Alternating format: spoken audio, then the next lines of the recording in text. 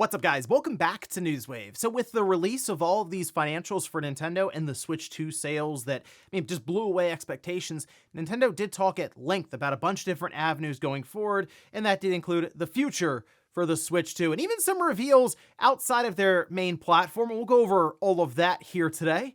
Also, we're going to be talking about a major update that Sony has announced for their peripheral with the PlayStation Portal and how you don't really need a PlayStation 5 now more than ever to play some of their games.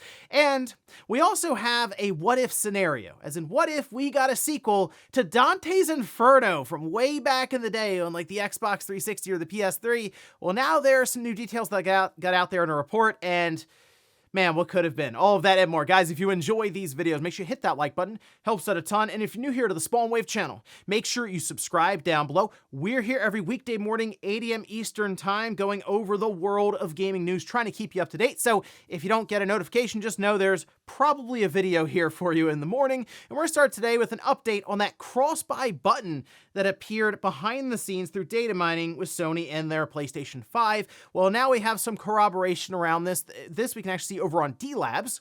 And the big thing that they determined here, we can therefore reveal that the new style shown above was added to the PlayStation website in June 2025, confirming that these are indeed new graphics intended for a new feature. And now everyone's like, okay, hold on a minute. These haven't been dormant for years, just unused or something. No, these are pretty recent. The Cross-Buy button. I guess even the PS5 PC button. What is going on here? Well, Cross-Buy itself, that is a good button for consumers because it's like, oh, I buy this here on this platform, I get it on another platform. It was awesome back in the PS3 Vita days, the PS4, that crossover. It was really cool to have that feature. I'm just not really sure what it's going to be used for here other than, I guess, with their new handheld, because do Steam entitlements issuing those would... That seems like that would be kind of difficult even for Sony and Valve to come to agreements on. So unless they have a PC launcher that's like ready in the wings right now and it's about to be announced, seems like this would line up for marketing their version of Xbox Play Anywhere. But on the PlayStation side, Cross-Buy, you buy it once, you get it on the handheld, as well as on your PlayStation 5 or then PlayStation 6. Also, sticking with Sony and Insomniac games, it does appear that, as we all figured, they're going to be continuing their Marvel partnership for quite some time. This we can see over on VGC, saying Marvel Games says it'll continue to work with Spider-Man and Wolverine studio Insomniac for many years to come. Okay, I like how this is played up as some new revelation or something. I mean, look, they're working Wolverine. That's coming up next year. Great. Spider-Man 3, we saw the leaks around that and the budget, which is like mind-blowing for how much money that, like, they were at least sizing that up to cost. We know usually it goes over that amount, $300 some odd million, that. But there were also other leaks that showed that they were planning a bunch of projects like going into the 2030s at this rate. So it's not surprising. It's just funny how they're, oh yeah, we're going to work with them for years and years to come.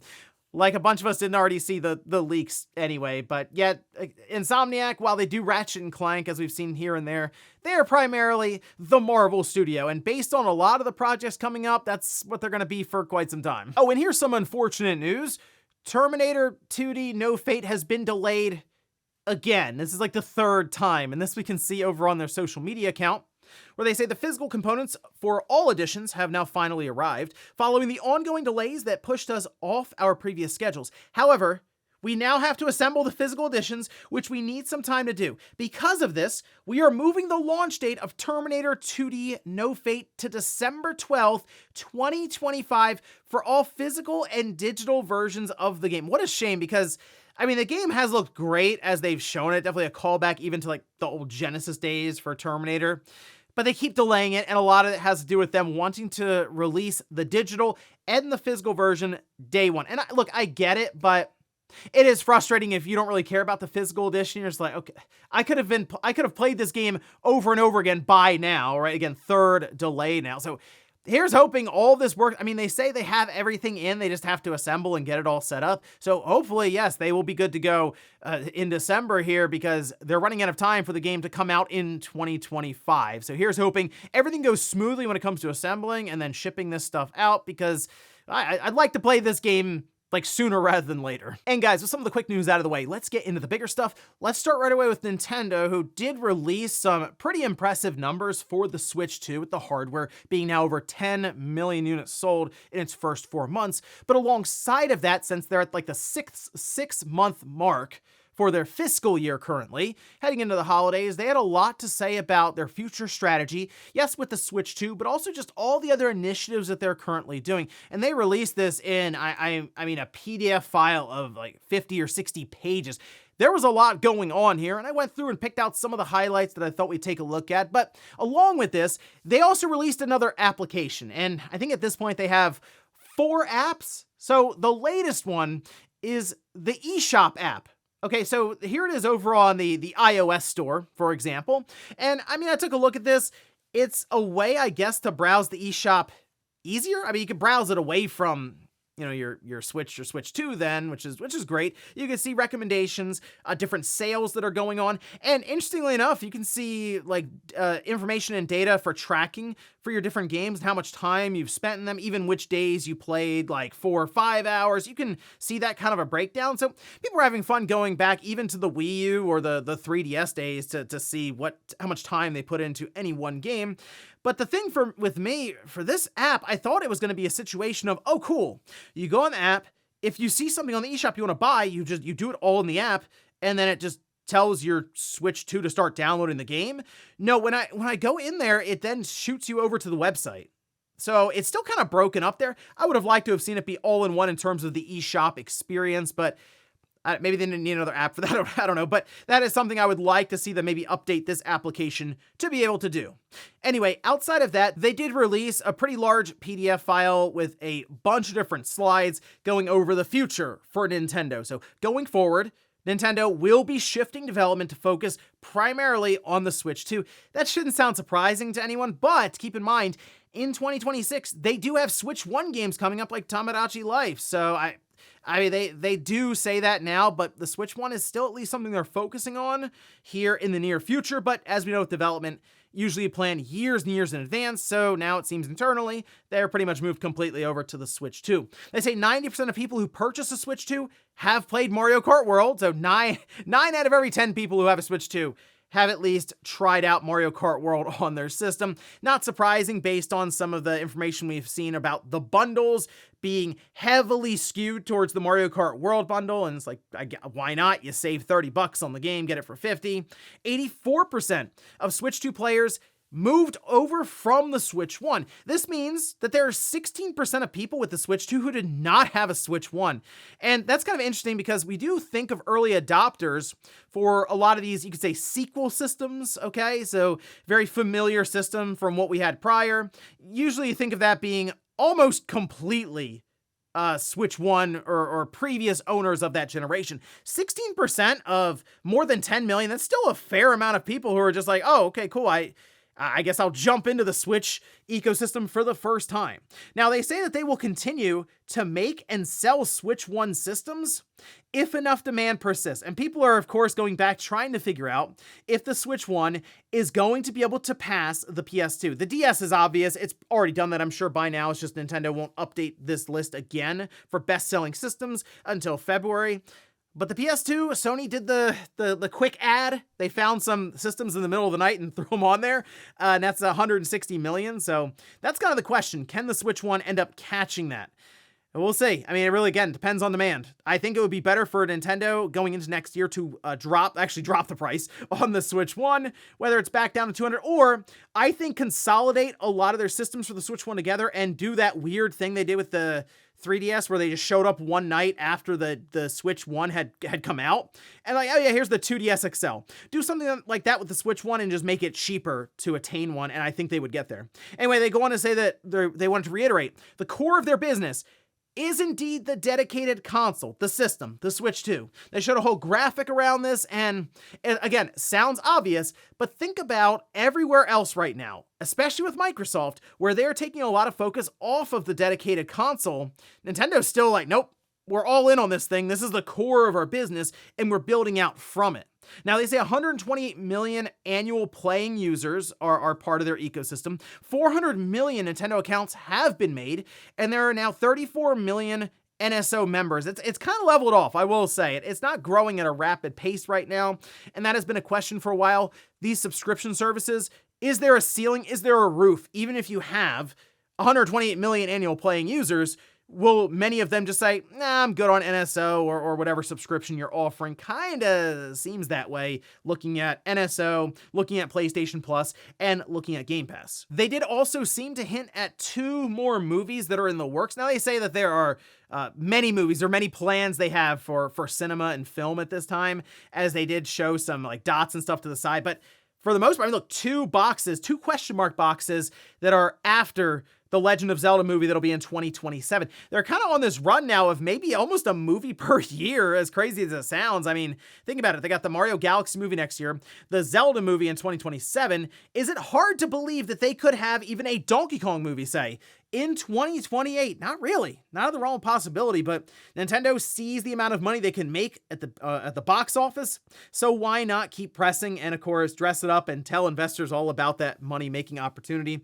They also said that 950 million downloads have been accounted for with just Nintendo's mobile applications and games and so on there. Big footprint then in just the mobile ecosystem out there.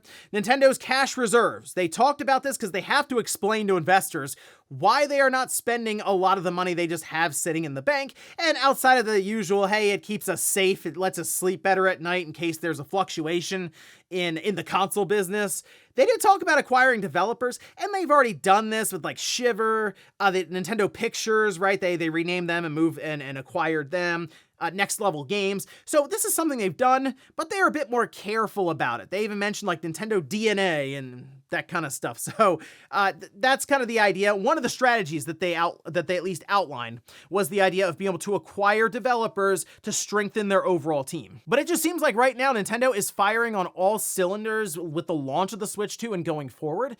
And I'm very curious to see how things turn out for something like Metroid Prime 4 Beyond to close out 2025. And then going into next year, what plans they have with the next big Pokemon game. Is there a 3D Mario or a 3D Zelda that they're ready to show on the horizon, maybe in a Nintendo Direct next year? And then, of course, what kind of effect would that have on Switch 2 sales? So it just seems like it's just full speed ahead right now for Nintendo. They can almost, at least from an investor's perspective and the money making and the balance sheet, I mean, it's all coming together for them. So they seem to have everything figured out here, laid out completely in this explanatory material for investors. I'll have that link down below if you want to read a bit more, as there is a lot of stuff to take away from it. Next up, let's talk about the PlayStation Portal, as Sony did announce a big update that went live last night. We can see this over on PlayStation Blog, where they say starting on November 5th at 6 p.m. Pacific, 9 p.m. Eastern Time, cloud streaming for PS5 games officially launches on PlayStation Portal for PlayStation Plus Premium members. Now, it's important to note, they did like this beta thing that was going on for PS5 games on PlayStation Portal. It was a very curated selection of games from PlayStation Plus mostly, and they were adding on as they went along. It seemed to be building up to this big launch. They say PlayStation Plus Premium members can now stream select digital PS5 games from their own library. At launch, thousands of PS5 games support cloud streaming, including blockbusters such as Astrobot, Borderlands 4, Final Fantasy VII Rebirth, Fortnite, Ghost of Yotei, Grand Theft Auto 5, and Resident Evil 4. In addition, hundreds of compatible games from the PlayStation Plus game catalog and classics catalog, including Cyberpunk 2077, God of War Ragnarok, Hogwarts Legacy, Sword of the Sea, and The Last of Us Part 2 Remastered are also streamable directly from the cloud. There are several other features that were mentioned here in this update, including a redesigned UI, 3D audio support, provided you have compatible wired or wireless headphones for that, a passcode lock, so you can put a password on your PlayStation Portal if you want to keep it locked down, and then a network status screen, maybe for having fluctuations, say with your streaming quality, or there's just more latency than usual. You can bring this up and take a look and maybe see where the issue is there. So this is a good update for PlayStation Portal, because it really does double down the idea that you don't actually need a PS5 to use the PlayStation Portal. Now, I will say, you do need a PlayStation Plus Premium subscription. That's very important, because this is just streaming games, so you don't need a PS5, but you do need like a $180 a year subscription service. So keep that in mind. But if you already have a PlayStation Portal and you already have PlayStation Plus Premium and a PS5, maybe you do travel with the PlayStation Portal and the PS5 has an issue. Maybe it doesn't update or power goes out, or you just can't get access to it with the Portal. There is still an avenue to go to play games, yes, through cloud streaming. The cloud streaming for Sony is better than I think most people would expect. I actually think it's better than Microsoft, which is weird. It shouldn't be, because Microsoft being the big cloud company as well, but it is. So it's good for the Portal to get this added value, but I don't think that's where the future necessarily lies for Sony with portable gaming, as we talked about the idea of them creating a local device that doesn't need to stream games to play on with what should be a successor to the Vita. But with that in mind, it'll still be more expensive than the Portal that comes in at $200. And because of that, the Portal could still have a place in the market alongside of those other options, that being the big premium home console from Sony, the premium handheld, and then the cheaper streaming device. The Portal is pretty cool when it all works. If it doesn't work for you, I mean, it's basically a paperweight, I don't tell you. But for me, I have pretty good experiences with it around the house. I don't travel with it much, but at least on the couch, watching football or something, it does actually work out pretty well. In our last bit of news, let's talk about a canceled sequel that, I would have liked to have seen this, because I feel like back in the day, this is a game that myself and I think one other friend played, but I didn't really have many other people mention or remember it as fondly as I did, and that's Dante's Inferno. Now, we can see this headline. This is over on IGN with the report saying, inside Dante's Purgatorio, the canceled sequel to EA's Dante's Inferno. Now, I'll have this link down below in the sources if you want to read through the entire report. I will give credit here also to Shinobi. Did a very good job grabbing some of the important bullet points here. Makes it easier to put on screen for you. And these are the details around it. It was penned by Assassin's Creed 2 co-writer Joshua Rubin. And the idea was going to be a battle between heaven and hell. It progressed deeper into pre-production, and it was meant to be, get this, an Assassin's Creed 1 to Assassin's Creed 2 level jump. Now, Assassin's Creed 2 is a massive step up from Assassin's Creed 1, and Dante's Inferno, I enjoyed the game quite a bit because it's a weird game. If you've never played it, I can't say go play, because I'd say go play it, but I don't know how well it's aged. It might be that thing where it looks better in my mind than it actually does on screen. It could be one of those crunchy 360 and PS3 releases. Maybe I'll have to go fire that up after this, but the fact that this was planned and then unfortunately canceled while it was in development by EA it's unfortunate, because some of the stuff that they lay out here with traversal being a much bigger role, new abilities like spirit jump, so Dante can leap vast distances, possession to possess enemies, and you sprout angelic wings where you could fly during large boss fights. It did seem like, okay, we have an idea here. Now we're gonna go dial it up to 11 and do all kinds of crazy stuff, even down to the final boss fight, which would be against Lucifer in the middle of a burning Garden of Eden. That sounds wild. So very unfortunate. I just remember back in the day with Dante's Inferno, people really looked at it as a God of War clone, and it kind of was. It was like that action combat beat 'em up style game, sure, but it had its own kind of aesthetic, its own kind of tone, and that tone was just weird. It really, really was. There are some certain scenes that I'm thinking of that YouTube probably doesn't like, as in it would absolutely give it the yellow $sign, tag it as like 18 plus or whatever. Some crazy stuff happens in the game. So if you've never played it, I recommend checking it out. But certainly unfortunate, definitely a what if scenario, as in we have those splits in time where it's like the decision-making process. I do wonder what this could have looked like, sure, but also if this was that Assassin's Creed 1 to Assassin's Creed 2 jump, what that could have done for maybe something that would be established as a franchise for EA. So that's the unfortunate part, because at this time, Dante's Inferno is just a really cool, really just one-off. And before we go to the comment of the day, we'll take a look at the poll that I posted up yesterday, where I ask, do you own a PlayStation Portal?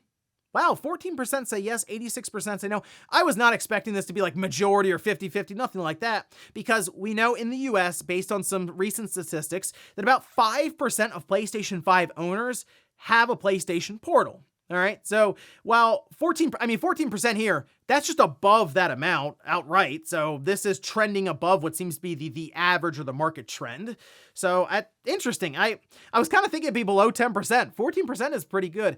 I don't know if there would be many people who go out there and say, oh, I should get a PlayStation Portal and I should get PlayStation Plus Premium and that's going to be my PlayStation. Because then, you're just about at $400 and you're not that far off from just getting a PS5, saving some money, getting the local option for your home theater and stuff. Although maybe they're just people who want the portable experience, and that'll probably be the market that Sony will attempt to tap into here in a couple of years with their PlayStation 6 or PlayStation 5 portable, whatever they want to call it, or really they can just go back to the well and it's the PSP. It's the PlayStation Portable. We've never called something like that before. Don't go look it up. And we'll finish up with the comment of the day as you're seeing here.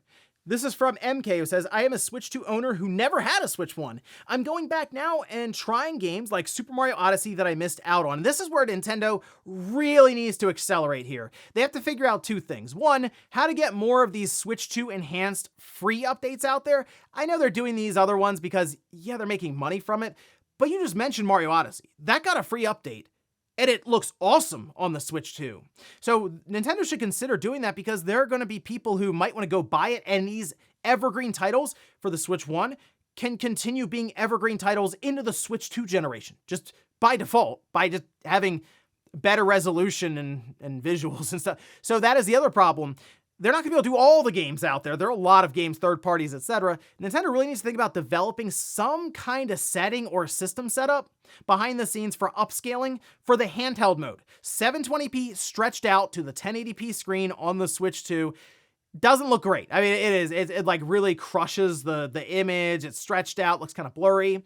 I would like to see Nintendo come up with a way to do upscaling, even AI upscaling, something so that 720p image at least is cleaned up a bit in portable mode. It can even be a toggle in the settings. If you don't like it, you can turn it off and you can deal with the crunchy visuals. But if it can smooth it out and at least make it look somewhat bearable even on that larger 1080p display, I'm all for it. And ladies and gentlemen, that's going to do it here for Newswave. If you enjoyed this video, guys, hit that like button. If not, hit the dislike. Leave comments down below about everything we talked about here today. If you missed yesterday's Newswave, I'll leave it up here on a card. Or maybe you want to check out a cheap Steam box that I made. It's $200 or less, and it plays a bunch of the old classics, actually from that Dante's Inferno era. I'll leave that in a video right below it. Thanks, guys, for watching, and I'll see you next time.